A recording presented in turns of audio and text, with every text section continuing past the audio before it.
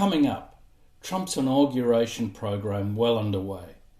Trump gets some major wins while in-denial Democrats seek to sabotage the Trump administration before it even starts.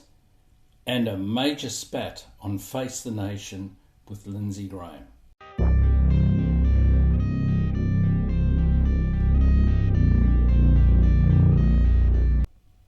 Setting the tone for what in reality is an onerous responsibility, Donald Trump soberly laid a wreath at the tomb of the unknown soldier along with J.D. Vance.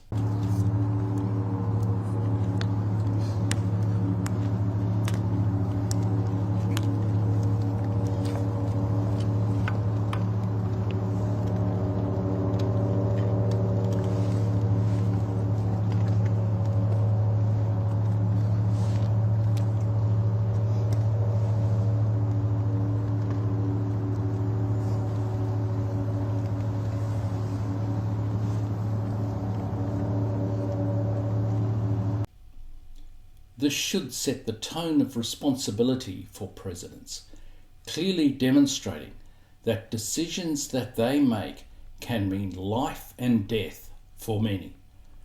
This is a responsibility that we know that Trump does not take lightly. If you enjoy this sort of content, please like, share and subscribe. You can also help the early days of this channel by buying a cup of coffee. And then we get to the celebratory part of the proceedings.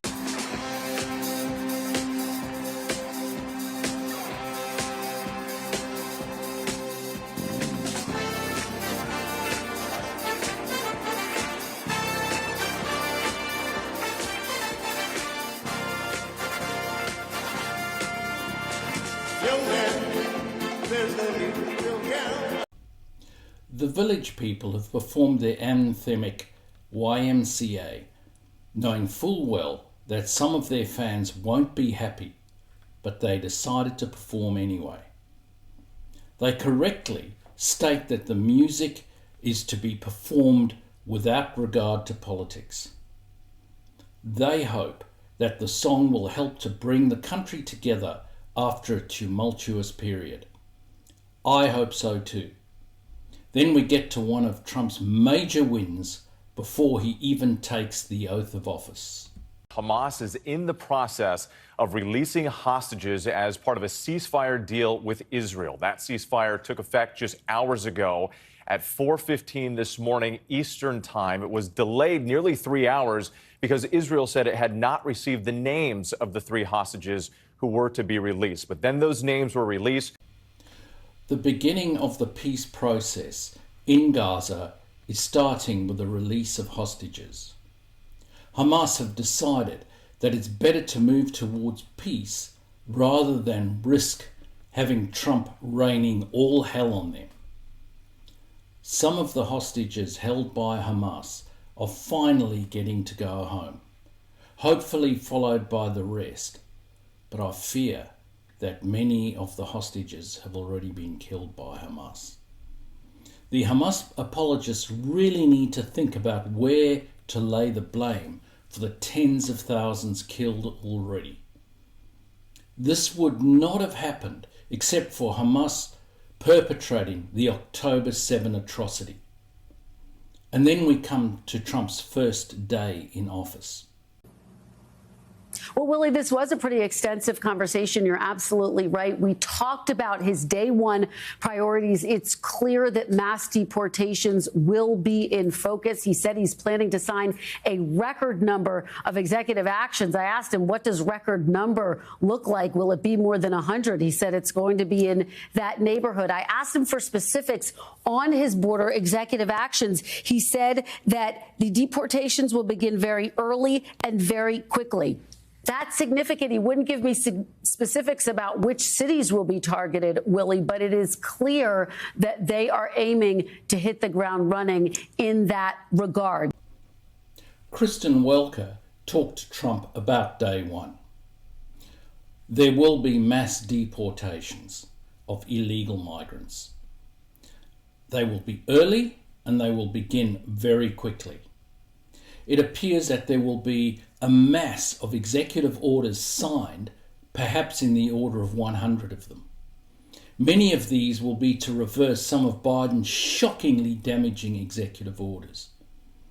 And then we come to well-known lefty billionaire Bill Gates. I felt like he was, energized and, looking forward to helping to drive innovation. I was frankly impressed with how well he showed a lot of interest in the issues I brought up. Gates had a meeting with Trump at Mar-a-Lago for 3 hours and came away impressed. The thing that Gates is pushing for is a cure for HIV and an end to polio. He feels that Trump is engaged and he's prepared to listen. The movement of many on the left, including billionaires and celebrities, signals the start of a seismic shift in the balance of social perspective in the West in general, and the US in particular. Recent polling indicates that the popularity of the left is at its lowest ebb since the end of the Cold War 35 years ago. Someone should have given an angry Joe Biden the memo. But then again, maybe this is why he is so angry and grumpy, apart from the obvious. Today, I affirm the Equal Rights Amendment to have cleared all the necessary hurdles to be added to the U.S. Constitution now.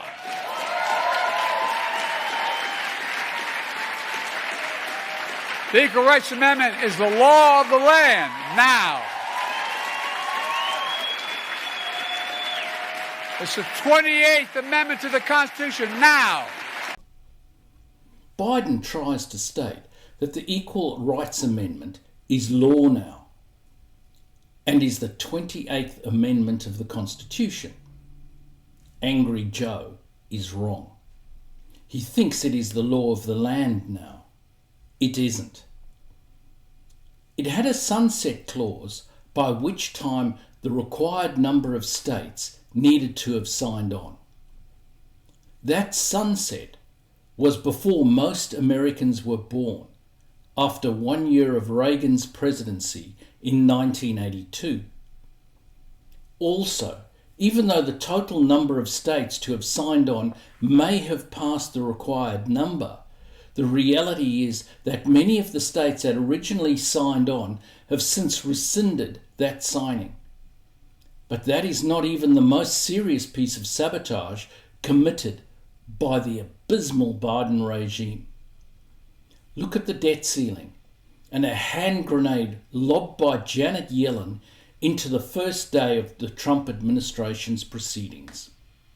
U.S. Treasury Secretary Janet Yellen warned Friday that the government will reach its debt limit on Tuesday and will need to take extraordinary measures to avoid risking a potentially catastrophic default. The issue will, of course, now fall to Yellen's expected successor, Trump Treasury pick Scott Bessent, who is still going through the Senate confirmation process. Bessent said in his confirmation hearing Thursday that if President-elect Trump wants to eliminate the debt ceiling altogether, he will work with Congress to make that happen. Yellen, mere days ago, indicated that the debt ceiling would be reached the day after Trump's inauguration. What an astonishing thing to reveal at this late stage. Her replacement, Scott Bessent, hasn't even been confirmed yet.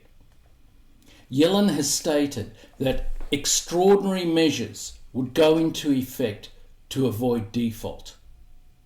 Those measures include the suspension of investments at the Civil Service Retirement and Disability Fund, as well as the Postal Service Retiree Health Benefits Fund. This is a disgusting display of naked politics at the last moment, which will adversely affect some of those least able to afford the hit. And then we come to Hakeem Jeffries. What do you say to Americans who believe you and other top Democrats misled them? Well, Joe Biden was the incumbent president at the time. He was the candidate at the time. And I supported him at the time, and that was the right thing to do. based on the incumbent president making the decision that he was going to run. Obviously, things changed in late June and early July. But I think what's most important at this moment is not for us to look backward. Jeffries believes it was fine for him to support Biden in his bid for re-election as president, simply because Biden wanted to run again. No question in his mind, he believed that it was inappropriate, despite the obvious and clear to anyone who listened or watched Biden that he was not mentally up to it. That clearly bore no weight for Jeffries. He unbelievably decided to support Biden despite this clear cognitive decline.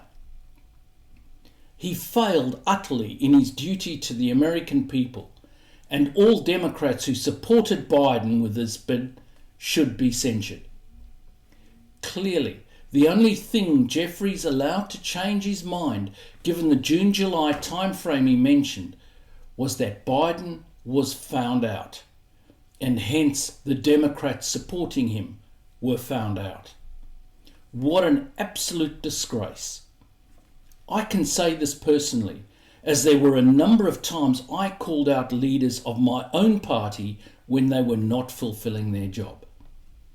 This came at a personal cost to me, but ultimately you're there to represent the people who voted for you, not for your own party or your own leader first. Jeffries would prefer that this could all just be swept under the rug as in the past. Then we have the clash between Lindsay Graham and Face the Nation's Margaret Brennan. You are on the Judiciary Committee. Kash Patel, the pick to run the FBI, doesn't even have a hearing scheduled yet. In his 2022 memoir, Bill Barr said of Kash Patel, he's someone with no background as an agent, would never be able to command the respect necessary to run the day-to-day operations of the Bureau. He has virtually no experience that would qualify him to serve at the highest level of the world's preeminent law enforcement agency. The idea of moving him into a role like this showed a shocking detachment from reality. Was Attorney General Barr wrong then and wrong now? Yeah, he was wrong then, he's wrong now, and I take my advice on Kash Patel from Trey Gowdy. Here, Brennan pushes against the nomination of Kash Patel, using an argument presented by disgruntled former Attorney General Bill Barr. Graham defends Patel, saying that he had worked with him, and more particularly, Trey Gowdy had worked closely with Patel, and he would be supporting Patel's nomination. Just look at the supercilious expression on Brennan's face when Graham dares to say that Barr was wrong then and now. That is the look of a so-called journalist who is hopelessly compromised by bias. It continues. Our Democratic friends will ask him, and you shouldn't worry about Kash Patel. Okay. You should worry about reporting the news fairly, which you don't do when it comes to everything Trump. Lindsey Graham, you're a guest on this program because we wanted to hear you out. And we welcome you back, as we often do, anytime, to Legacy Media. We'll be right back. Graham finishes by saying that Brennan should report on the news fairly, and that she and the Legacy Media don't do it when it comes to Donald Trump. In my view, in many other things as well. All that I can add is touche. What do you think about the attempted sabotage by the Democrats of the Trump administration before it even takes office? Please let me know in the comments below. Thanks for watching.